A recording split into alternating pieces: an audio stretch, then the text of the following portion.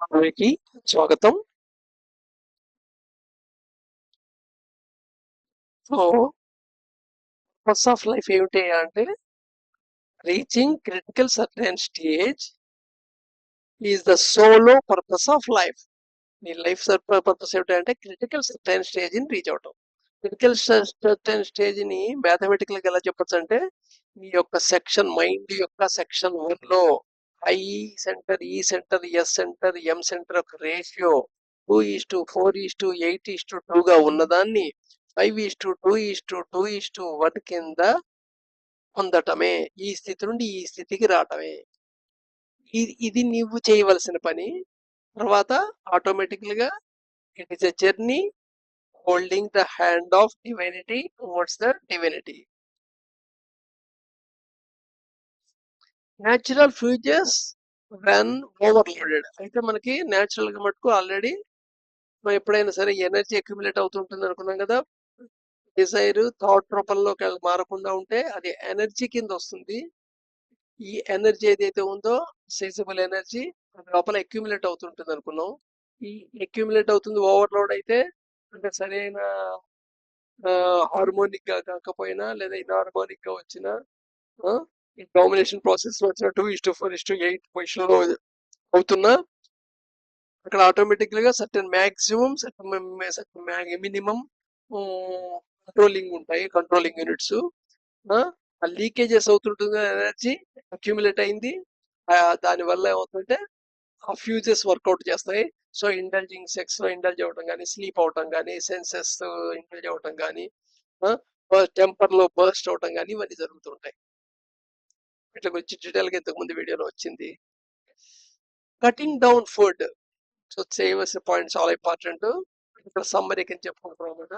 So 24 hours లో 24 మాసిల్స్ enough, daily 1 meals enough. ఇది reach అవటం అనేది స్విచ్ ఓవర్ చేయొద్దు అని చెప్పాము. ఈ పాయింట్ రీచ్ అవడానికి నీకు 20 ఏళ్ళు పట్టినా 25 ఏళ్ళు పట్టినా ఓకే. To balance centres. అలాగే కటింగ్ డౌన్ స్లీప్. స్లీప్ కూడా అంటే ఒక మనిషికి ఎంత కావాలో అంతకంటే స్లీప్ అనవసరం. క్వాలిటీ ఆఫ్ స్లీప్ ఇంపార్టెంట్ కానీ క్వాంటిటీ ఆఫ్ స్లీప్ ఇంపార్టెంట్ కాదు. అలాగే cutting down the sexual activities. So ఈ సెక్షువల్ యాక్టివిటీస్ వల్లే ఆల్మోస్ట్ ఆల్ ఎనర్జీ అంతా వేస్టేజ్ అయిపోయేది. And it creates lethargy. And senses intelligence ఉందే, ఈ సెన్సెస్ ఇంటెలిజెన్స్ అంటే సెన్సెస్ కి బాండేజ్ అంటే ఇష్టం అయిష్టం. ఇష్టం వచ్చితేనే చేయటం ఆ పని, ఇష్టం అయితే ఆ పని చేయకపోవటం. అంతేగాని ఆ పని చేయటం వల్ల ఏమిటి ప్రాఫిట్, దాని పర్పస్ ఏంటి, దానివల్ల ఏమైనా అడ్వాంటేజ్ ఉందా, అది నాకు శరీరానికి మనసుకి ఏమైనా మేలు చేస్తుందా అనేది కాదు. నాకు ఇష్టం ఉంటే చేస్తాను, ఇష్టం లేకపోతే మానేస్తాను. రెండు రాంగ్. ఇష్టం ఉండి యోగా చేయడం తప్పే, ఇష్టం లేకపోతే మానేయడం తప్పే. పర్పస్ అండర్స్టాండ్ చేసుకుంటే అది అండర్స్టాండ్ తో చేస్తే. అలాగే టు బ్యాలెన్స్ సెంటర్ చేయడానికి ఖచ్చితంగా ఇవన్నీ చేస్తుంది. అంటే ఫుడ్ స్లీప్ సెన్సెస్ తో వాటిని హ్యాండిల్ చేస్తే, బ్యాలెన్సింగ్ హ్యాండిల్ చేస్తే ఈ సెంటర్స్ ముందు బ్యాలెన్స్ అయిపోతాయి. అక్కడ ఒకదాన్ని ఒకటి డామినేషన్ చేసుకోవడం అనేది తగ్గుతాయి ఫస్ట్. తర్వాత 3SRB, 3 స్టెప్ బ్రీదింగ్. ఇది ఎలా చేయాలో అనేది వాళ్ళు ప్రాక్టికల్ గా కూడా చూపించడం అయింది ఒక వీడియోలో. సో దీనివల్ల ఇంటెన్సిటీ రెగ్యులేట్ అవుతుంది. అంటే ఇంటెన్సిటీ 2:4:8 నుండి 5:2:2కి వస్తుంది అనమాట. Next analysis of drifts.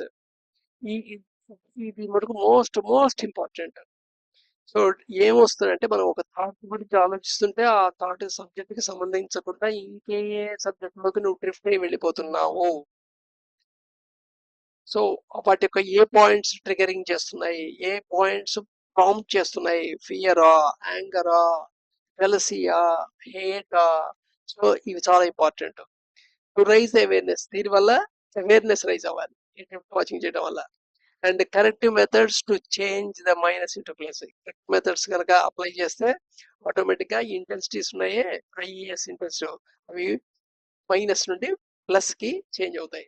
So ఇవన్నీ జరిగితేనే నువ్వు క్రిటికల్ సర్టెన్ స్టేజ్ కి రీచ్ అవుతావు. ఈ క్రిటికల్ సర్టెన్ స్టేజ్ కి రీచ్ అవటమే నీ పర్పస్ ఆఫ్ లైఫ్.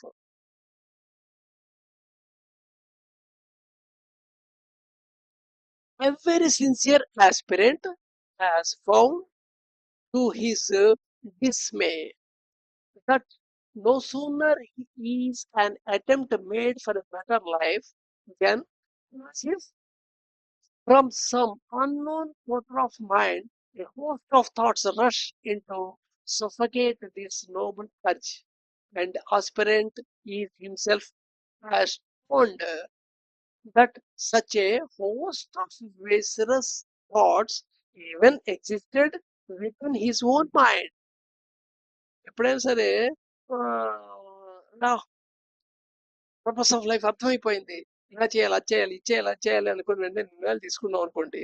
వెంటనే ఏమిటో దీనికి వ్యతిరేకంగా బోల్డ్ థాట్స్ ఒక స్ట్రీమ్ కింద, ఒక పొజిషన్ కింద ఆ, ఒక ఊరేగింపులాగా వచ్చేస్తాయి. వచ్చేసి అవి మొత్తం అంతా సొఫికేషన్ చేస్తాయి, పాడు చేస్తాయి. ఆ, ఇది చాలా ఆశ్చర్యంగా అనిపిస్తుంది. ఈ థాట్స్ అన్ని నిన్ను నిరుత్సాహపరుస్తుంటాయి. ఈ ప్రాసెస్ అమ్మో అవుతుందా అన్నట్టుగా. అండ్ ఈ ఇలాంటి థాట్స్ అన్ని గమ్మత్ ఏంటంటే నీలోంచి వచ్చినవే, నాలో ఎక్కడున్నాయి అని కూడా ఆశ్చర్యపోతావు. It is due to strength of ENDS. ఇది ఎందుకు వస్తాయి థాట్స్ అంటే ఈ ఈఎన్డిఎస్ చేసే పని ఇది. ఈఎన్డిఎస్ ఎప్పుడు ఏ మంచి పని చేయడానికైనా అడ్డుపడిపోతాయి కదా. నెక్స్ట్ రజోగుణం, మోగుణం, రజోగుణాలు పాటు. And methodical approach of I. ఇంకో రూట్ కారణం ఏంటి? ఐతో సరి అయిన మెథడ్ లో నువ్వు అప్రోచ్ చేయకపోవటం. ఐకి నచ్చింది ఈ పద్ధతి ఉంది వెంటనే నువ్వు నిర్ణయం తీసుకున్నావు. Not by testing of God. అందరు దీని ఏమంటారంటే దేవుడు పరీక్ష పెడుతున్నాడు నాకు అంటారు.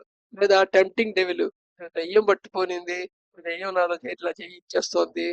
ఆ, మా తల్లిదండ్రులు తాతల పోలికలు వాళ్ళు ఇలాంటి వాళ్ళే, ఇలాగా ఏదో కన్సిడర్ చేస్తుంటాను. నువ్వు రెండు తప్పే. Taking refugee in repeating A Mantra are holy name. ఈ టైంలో షార్ట్ మెథడ్ కోసం ఉంటాం. ఇంత షార్ట్ మెథడ్ అంటే ఒక మంత్రాన్ని చెప్పి ఇచ్చేసేస్తే ఏదో బాగుపడిపోతుందని, లేదా హోలీ నేమ్ ఏదైనా ఆ, తెప్పిస్తే చాలు కొన్ని లక్షల సార్లు మామూలు అయిపోతుందని అనుకో. Visualising a holy face of faith. అలాగే దేవుడు తనలా చూస్తుంటే చాలు జరిగిపోతుంది, ఏదో ఒక గుడికి వెళ్ళి దేవుడికి వెళ్ళి తన పెట్టుకుంటే చాలు అయిపోతుంది, ఇలా అనుకుంటాం. May not always help us.